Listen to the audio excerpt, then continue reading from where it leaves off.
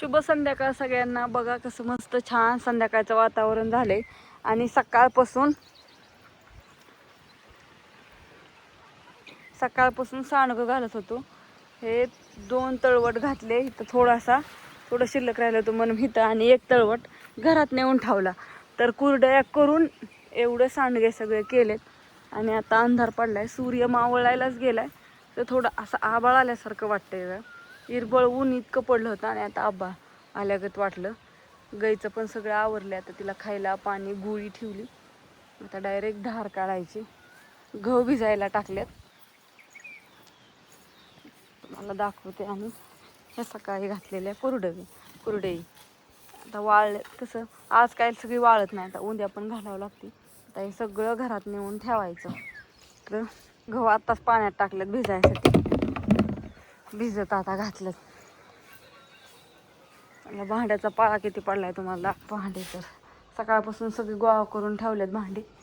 चला आता भांडी घासून घेते, नंतर ते सगळं पसारा आता आणून ठेवावं लागेल. आता शुभ संध्याकाळ सगळ्यांना. अंधार तर पडलेला आहे. आमची सैनिक लागले आपापल्या जाग्या येऊन बसायला. आणि हा का बटाटी उकडली मस्तपैकी छान. आता वडापाव करायचा आहे. बटाटी ही सोडली, ज्ञानेश्वरी गेली या सांडग्याची डाळ दळायला, कारण का सांडगे घालायचं काम चालू आहे. पीठ संपलं, सकाळी दळून आणलं होतं तेवढं सगळं घातलं. सगळं बारीक करून ठेवलंय. आता साहित्य बटाटी सोडली तर म्हणलं धार काढायची या.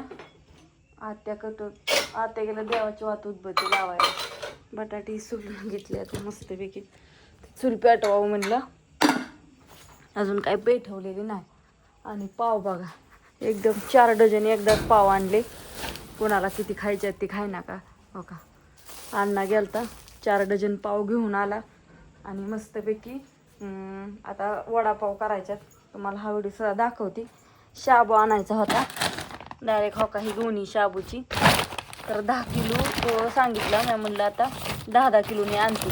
आणि डायरेक्ट गुणीतला खाली करून शाबू सुद्धा एकदम प्युअर घेतला.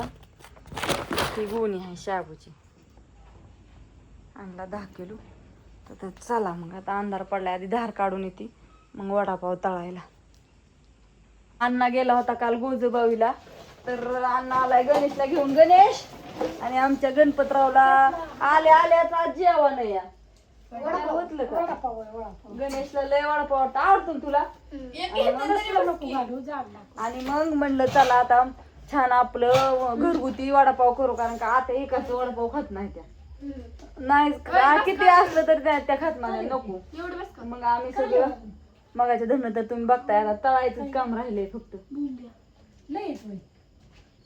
मोठ्या चाळणीने चाळलंय ना तो.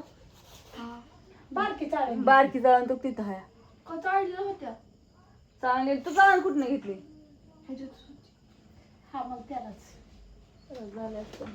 लाल मुंगी झाली काहीतरी औषध सांगा आम्हाला. लाल काळ्या मुंग्या नाहीत पण लाल आहे त्या वाईच. तुम्हाला कोणाला माहित असलं तर सांगा. खडू ओढून दमून गेली. 2 खडू आणल्या तो का अण्णाने. आता बारकी चाळण कुठे ठेवली काय माहिती. सगळं साहित्य हे करून घेतलंय आता. अयो मी इथंच ठेवलेली कुठं. पीठ भरून ठेवायचं पण ती येते का नाही टेस्ट. बटाटे मस्त असं परतून हे करून घेतलंय छान. सगळं टाकून मिरची लसूण. सगळ्यांना येतो वडापाव करायला, होय ज्ञानेश्वरी. कोण नाही अडाणी. आमची ज्ञानेश्वरी करती पुढं. त्याला म्हणलं आपल्या आपण भांडी घासावती. लय भांडी पण साचल्या ती. आणि आता वडापाव करस्तवर ही आता लय वेळ लागेल, होय आता तळायचं का. तळता आता एक पाहिला म्हणजे मला हे कराय. बाळा उरक. चला बाई, चला एकदाचे वडापाव झाले रेडी. टाकलेत सुट्ट का होतंय.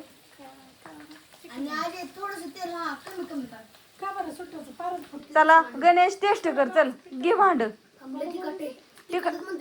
गरम आहे त्यात घातलंय तसं. तू नाही भाजायचं, खा.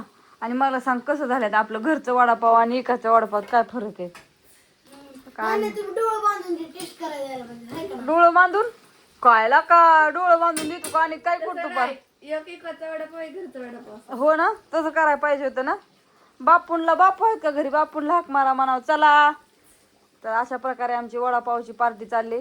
आणि कसा वाटला तुम्हाला व्हिडिओ कमेंट करून सगळ्यांनी सांगा. हा बरं झाले ना, चव मस्त लागते ना, एकच नंबर. दीदी करते तसं झालंय का?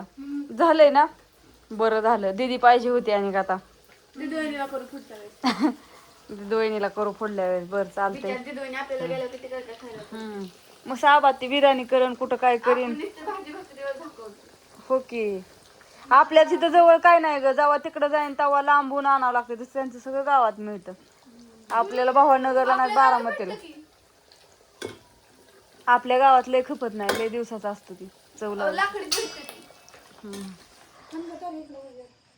काय हा नाही तर ते एकदम मस्त. आणि चुली पावचा गरमा गरम वडापाव या सगळेजण खायला. सगळ्यांना गुड नाईट, शुभरात्री. आता काय 4 गोष्टी सांगायच्यात का तुमच्या? काय सांगू ग बाई, माझं आता चाललंय. बरं राहू द्या मग, उद्या बोला निवांत. आणि आमची सैनिक अशी वाट्यावर झोपलेली इथं. आता बापू आहेत का काय बघावं लागेल. गेली ती, थांबा हाक मारते आहेत का बघते. बाय सगळ्यांना, गुड नाईट, शुभरात्री.